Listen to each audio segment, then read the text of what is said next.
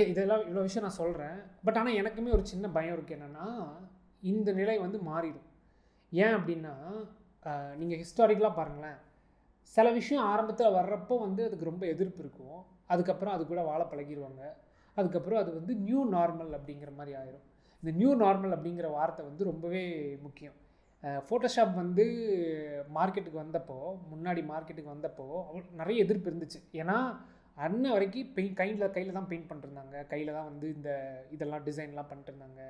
அப்புறம் வந்து பார்த்தீங்க அப்படின்னா இந்த டிஜிட்டல் கேமராஸ் வர்றப்போ ஃபிலிம் கேமராஸ் எல்லாம் பண்ணிருந்தவங்களுக்கு வந்து அவ்வளோ இதாக இருந்துச்சு. ஏன்னா ஃபிலிம் எடுக்கிறது கொஞ்சம் டிஃபிகல்ட்டு தான். பட் ஆனால் அதுக்கான ஒரு ப்ளஸ் அதில் இருக்குது.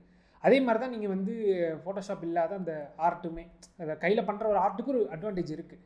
ஆனால் வந்துட்டு அந்த ஓவர் காம்ப்ளிகேட்டடாக இருக்கிற இதை வந்துட்டு என்ன பண்ணுறாங்க அப்படின்னா, இந்த ஏஐ மாதிரியான விஷயங்கள் ஒரு டிஜிட்டல் கேமரா ஒரு ஃபோட்டோஷாப் இதெல்லாம் வர்றப்போ வந்துட்டு ரொம்ப எதிர்ப்பு இருக்கும்.